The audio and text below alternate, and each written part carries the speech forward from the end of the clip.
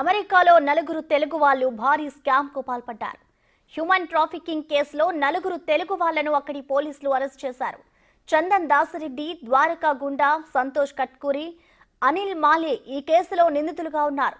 వారు దాదాపు 15,000 నుంచి 18,500 మందితో అక్రమంగా వర్క్ చేయించారనే ఆరోపణలు ఉన్నాయి. 2024 మార్చి 13 నుంచి ప్రిన్స్టన్ పోలీస్ అధికారులు ఈ నలుగురిపై దృష్టి సారించారు. ముఖ్యంగా సంతోష్ కట్కూరి నివాసంపై పోలీసులు దాడి చేశారు. లేబర్ వర్క్ కోసం అక్రమంగా తీసుకొచ్చిన 15 మంది మహిళలను పోలీసులు గుర్తించారు. దీనికి ఆయన భార్య ద్వారకా గుండా కూడా సహకరించినట్లు నిర్ధారించారు. అంతేకాదు, ఈ బాండీ లేబర్ వర్క్ కోసం వీరు షెల్ కంపెనీలు కూడా ఏర్పాటు చేశారని పోలీసులు చెబుతున్నారు. అంతేకాదు, వారి వద్ద నుంచి ల్యాప్టాప్లు, సెల్ ఫోన్లను స్వాధీనం చేసుకున్నారు.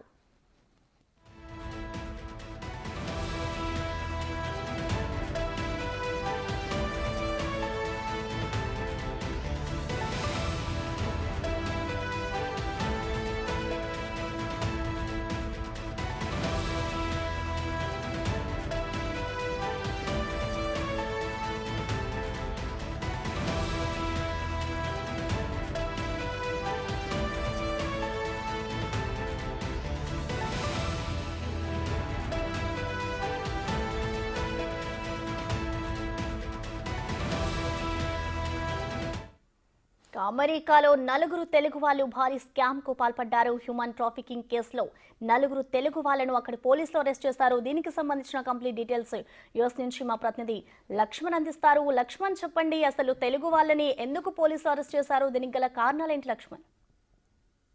ఇది వచ్చేసి మీరు చెప్పినట్టు హ్యూమన్ ట్రాఫికింగ్ అంటారండి. బేసిక్ గా మార్చి 13వ తారీఖు ఫస్ట్ వెల్ఫేర్ కాల్ అని చెప్పేసి పోలీస్ వాళ్ళకి, అక్కడ ఉన్న లోకల్ పోలీస్ కి ఎవరైనా నైబర్స్ లో ఏమైనా అనుమానాస్పదంగా జరుగుతా ఉంటే మనం కాల్ చేసి చెప్పొచ్చు అనమాట. వెల్ఫేర్ కాల్ చేశారు ఎవరో అక్కడ ఉన్న నైబర్స్, ఏదో జరుగుతా ఉంది, ఇంతమంది ఒకే ఇంట్లో ఉంటున్నారు అది అని చెప్పేసి. సో అక్కడికి వెళ్ళేసిన తర్వాత లాస్ట్ 2-3 మంత్స్ నుంచి వీళ్ళు కంటిన్యూస్ గా ఇన్వెస్టిగేషన్ చేస్తే ఏం జరిగిందంటే, దగ్గర మన వాళ్ళు మీరు చెప్పిన 4 పేర్లు, వీళ్ళంతా షెల్ కంపెనీస్ పెట్టేసి పిల్లలు మేబీ స్టూడెంట్స్ ఉన్నారో H1s పైన ఉన్నారో తెలీదు, మూన్ లైటింగ్ కానీ ఇలాంటి ఐటీ కంపెనీస్ లో స్కామ్స్ చేస్తుంటారు కదా, అలాంటివన్నీ చేపించారనమాట.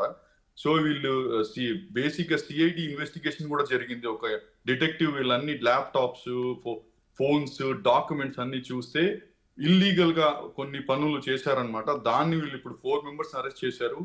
చాలా బాధాకర విషయం ఏంటంటే, తెలుగు వాళ్ళు కావడం, అందులోనూ వాళ్ళు అరెస్ట్ చేసిన వాళ్ళు చాలా యంగ్స్టర్స్, భార్యాభర్తలు ఇద్దరు 31 ఏజ్ లో ఉన్నారు, ఇంకో అతను కూడా అరౌండ్ 37 ఏజ్, యంగ్స్టర్ ఇంకో అబ్బాయి 24 years age.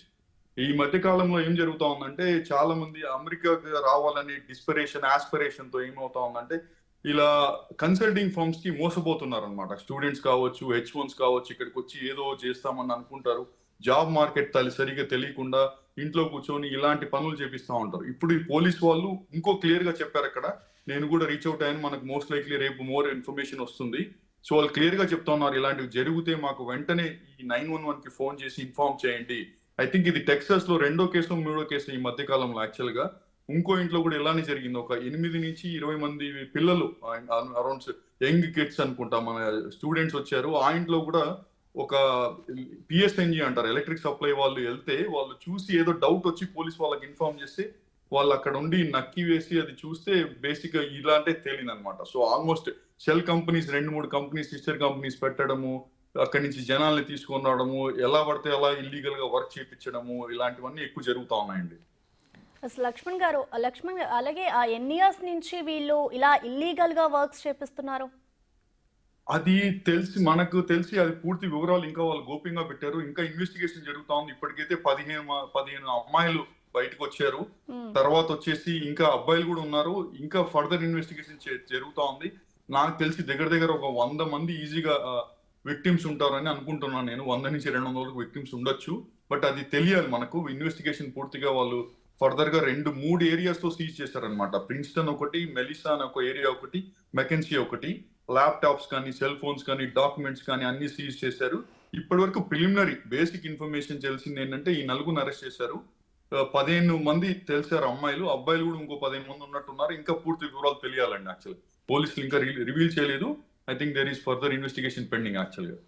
Okay, thank you, Lakshman.